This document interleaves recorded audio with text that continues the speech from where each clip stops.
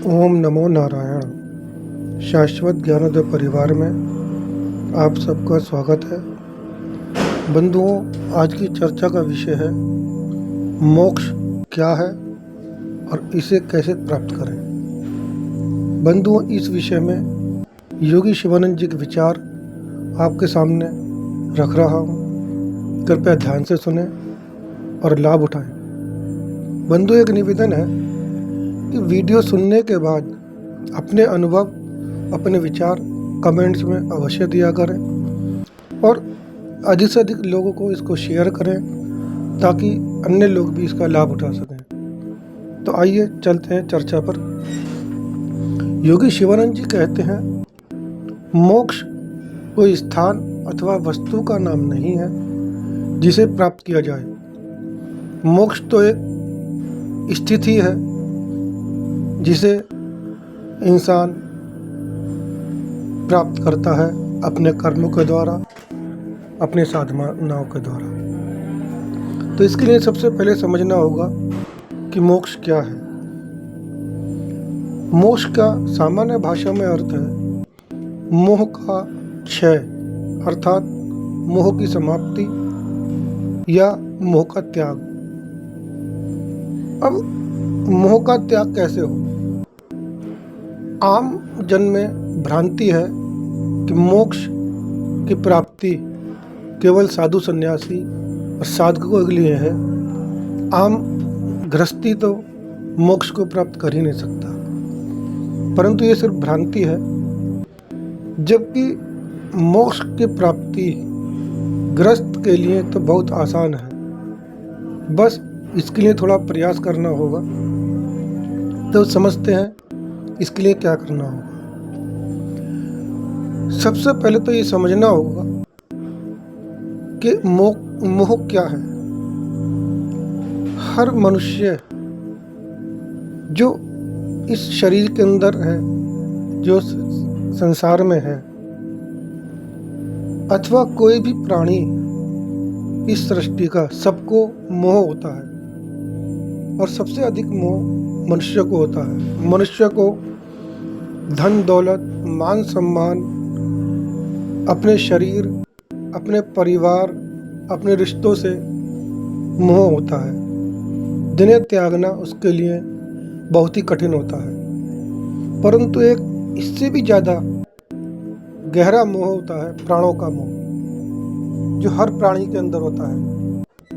कोई भी प्राणी किसी भी परिस्थिति में जीवन व्यतीत कर रहा हो, परंतु मरना कोई नहीं चाहता। कोई भी अपने प्राणों को छोड़ना नहीं चाहता।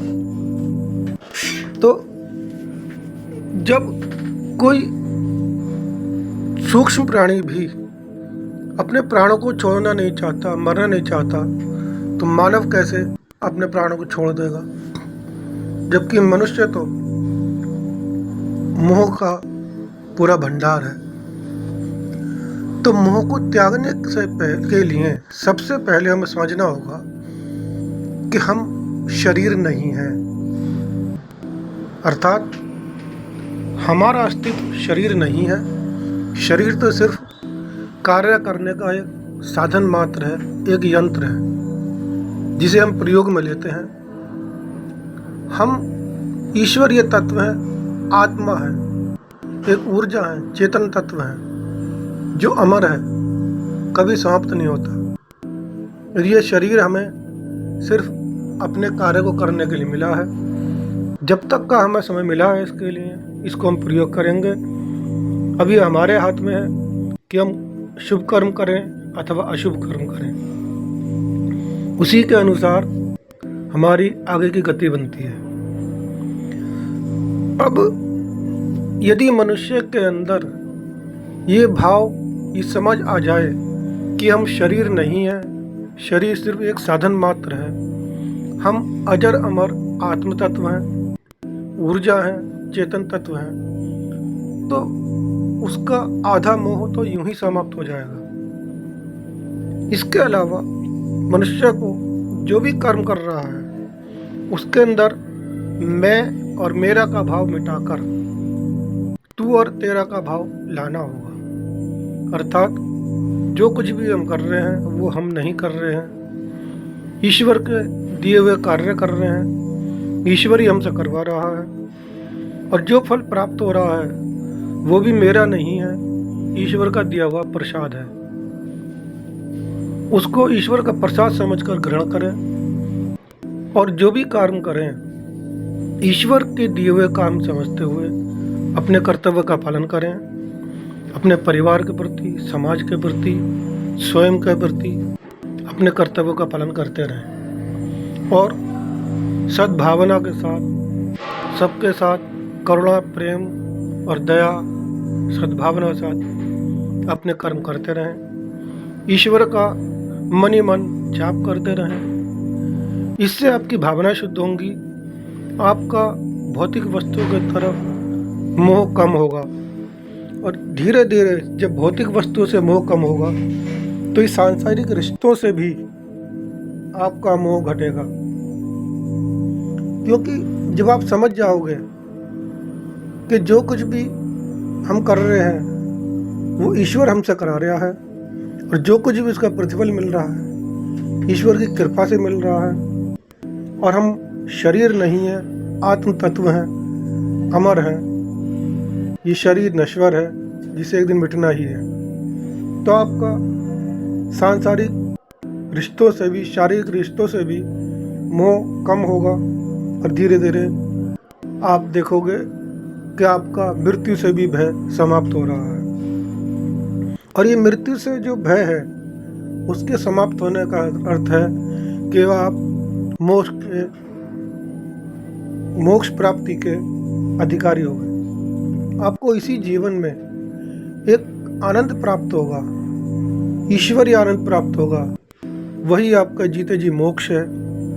और जब ये आनंद में आप डूब कर सारे अपने कर्म करते रहोगे तो आप शुभ कर्म ही करोगे, ये भी निश्चित है। और आपके शुभ कर्म ही आपकी गति, अगले जन्म की गति भी अच्छी प्रदान करेंगे। और अच्छी गति प्राप्त करना ही मोक्ष का ही दूसरा स्वरूप है। ये जीते जी मोक्ष आपको आनंद दिलाएगा और शरीर छोड़ने के बाद भी आपकी आत्मा एक अच्छी योनि प्राप्त करेगी, वो भी आपका मोक्ष के समान ही है। तो मोक्ष को इस तरह समझे कि हम किसी भी प्रकार के मोह और भय से मुक्त हो जाएं, वही मोक्ष प्राप्ति है और वही जीवन का असली आनंद है। आशा है बंधुओं आपको मेरी बात जो मैंने महाराज योगी शिवानंद जी महाराज के विचार आपके सम्मुख रखे वो आपके समझ में आए होंगे। फिर भी अगर कोई संशय है तो आप कमेंट्स में अपने विचार रख सकते हैं। प्रयास करेंगे आपके सभी संशयों का समाधान की। और पुनः निवेदन है कि आप वीडियो को अधिक से अधिक शेयर करें ताकि अन्य लोग भी लाभ उठा सकें और अपने विचार कमेंट्स में अवश्य लिखें। मिलते हैं अगले वीडियो में। ओम नमो नारायण।